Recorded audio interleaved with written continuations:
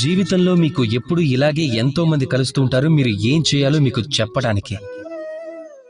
కానీ అంతకంటే కూడా ఎంతో గొప్ప విషయం ఏమిటంటే ఏం చేయకూడదో తెలుసుకోవటం. ఈ రోజు నేను మీకు అలాంటి విషయాలు 3 చెప్పాలనుకుంటున్నాను, మీ జీవితంలో ఎప్పటికీ చేయకూడనివి. అందులో మొదటిది, ఆనందంలో ఉన్నప్పుడు ఎప్పుడూ మాటివ్వద్దు. ఆనందం మీలో వాదించే గుణాన్ని మాయం చేస్తుంది.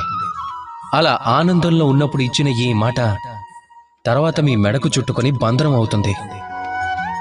రెండవ విషయం, ఎప్పుడూ కోపంలో సమాధానం ఇవ్వద్దు. కోపం మీ యొక్క వివేకాన్ని తినేస్తుంది, భవిష్యత్తు గురించి ఆలోచనని నాశనం చేస్తుంది.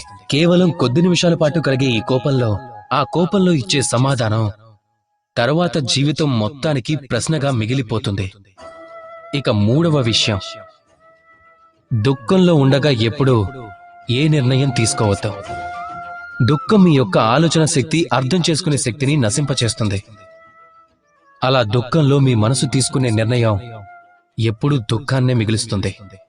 సరిగ్గా చెప్పాలంటే మాట, సమాధానం, నిర్ణయం ఎప్పుడైనా సరే జీవితంలో ఆలోచించి ఇవ్వాలి, అలాగే తీసుకోవాలి.